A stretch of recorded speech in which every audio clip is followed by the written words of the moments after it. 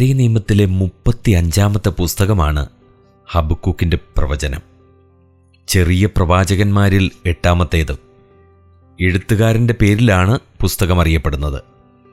ഈ പ്രവചനത്തിൽ നിന്നും ലഭിക്കുന്ന വിവരങ്ങൾ ഒഴികെ പ്രവാചകനെക്കുറിച്ച് മറ്റൊരറിവും ലഭ്യമല്ല. പ്രവചനത്തിൻ്റെ കാലം ഏതാണ്ട് BC 605 കർക്കമീഷ് യുദ്ധത്തിൽ വെച്ച് നെബൂഖദ്നേസർ ഈജിപ്തിനെ തോൽപ്പിച്ചു. അതോടുകൂടി കൽദയ സാമ്രാജ്യം പ്രാബല്യം പ്രാപിച്ചു. BC 605 മുമ്പ് ഹബക്കൂക്ക് പ്രവചിച്ചിരിക്കാനിടയില്ല. പ്രവചനത്തിലെ കൽദയ പരാമർശമാണ് കാരണം. നെബൂഖദ്നേസർ യെരുശലേം കീഴടക്കുന്നത് BC 587 തന്മൂലം BC 605 587 ഇടയ്ക്കാണ് പ്രവചനത്തിൻ്റെ രചനാകാലം. ഈ കാലനിർണയത്തെ യാഥാസ്ഥിതികരും ഉൽപ്പതിഷ്ണുക്കളും അംഗീകരിക്കുന്നുമുണ്ട്. എന്നാൽ രചനാകാലത്തെയും പുസ്തകത്തിൻ്റെ ഐക്യത്തെയും നിഷേധിക്കുന്നവരും ഇല്ലാതില്ല. 3-ാം അധ്യായത്തിലെ സങ്കീർത്തനം പുസ്തകത്തിൻ്റെ മറ്റു ഭാഗങ്ങളിൽ നിന്ന് ശൈലിയിൽ ഭിന്നിച്ചു നിൽക്കുന്നു. ഹബക്കൂക്കിൻ്റെ കർത്തൃത്വത്തെ നിഷേധിക്കുവാൻ അത് മതിയായ കാരണമല്ല.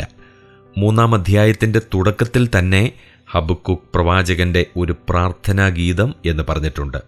1-2 അധ്യായങ്ങൾ പ്രവചനവും 3-ാം അധ്യായം പ്രവാചകൻ്റെ പ്രാർത്ഥനാഗീതവുമാണ്.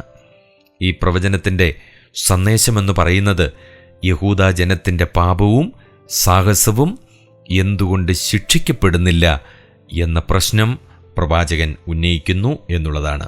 1-ാം അധ്യായം 2 മുതൽ 4 വരെയുള്ള വാക്യങ്ങൾ. യഹൂദയെ ശിക്ഷിക്കുന്നതിന് കൽദയരെ, അതായത് ബാബിലോന്യരെ അയക്കുമെന്ന് ദൈവം മറുപടി നൽകുന്നു.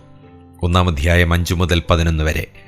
ദുഷ്ടന്മാരായ കൽദയരെ കൊണ്ട് നീതിമാനായ ദൈവം യഹൂദയെ ശിക്ഷിക്കുന്നത് എങ്ങനെ എന്ന ന്യായമായ ചോദ്യം പ്രവാചകൻ ചോദിക്കുന്നു. വിശ്വാസത്യാഗിയായെങ്കിലും യഹൂദ കൽദയരേക്കാൾ മെച്ചമാണ്. 1-ാം അധ്യായം 12 മുതൽ 17 വരെ. കൽദയർ ശിക്ഷിക്കപ്പെടാതെ പോകുകയില്ലെന്ന് ദൈവം ഉറപ്പ് നൽകുന്നു. 2-ാം അധ്യായം 1 മുതൽ 20 വരെ. ഈ ദേശീയ ദുരന്തത്തിൽ നീതിമാൻ വിശ്വാസത്താൽ ജീവിച്ചിരിക്കും. 2-4. ഈ പ്രസ്താവന പുതിയ നിയമ എഴുത്തുകാർക്കും നവീകരണകർത്താക്കൾക്കും ഏറെ പ്രിയങ്കരമായിരുന്നു. പുതിയ നിയമത്തിൽ റോമാലേഖനം 1:17 ഗലാത്യർ 3:11 എബ്രായർ 10:38 പ്രസ്തുത വാക്യം ഉദ്ധരിച്ചിട്ടുണ്ട്. 3-ാം അധ്യായം ഹബക്കൂക്ക് പ്രവാചകന്റെ പ്രാർത്ഥനാഗീതമാണ്. 3:1 ഹൃദയസ്പർശിയായ പ്രാർത്ഥനാഗീതമാണിത്. ദൈവത്തിൻ്റെ പ്രത്യക്ഷതയുടെ ഒരു മനോഹര വർണ്ണനയാണ് 3:2 മുതൽ 15 വരെ.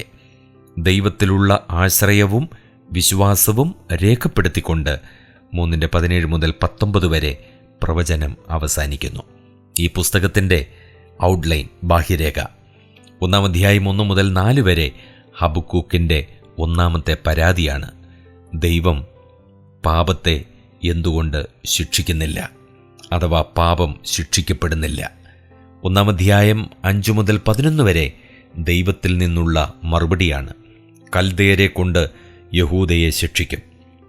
1-ാം അധ്യായം 12 മുതൽ 2:1 വരെ ഹബക്കൂക്കിൻ്റെ 2-ാമത്തെ പരാതിയാണ്. ദുഷ്ടന്മാരായ കൽദയർ ശിക്ഷിക്കപ്പെടാതെ പോകുന്നു. 2-ാം അധ്യായം 2 മുതൽ 20 വരെ ദൈവത്തിൽ നിന്നുള്ള മറുപടിയാണ്. കൽദയർ ശിക്ഷ തെറ്റി ഒഴിയുകയില്ല.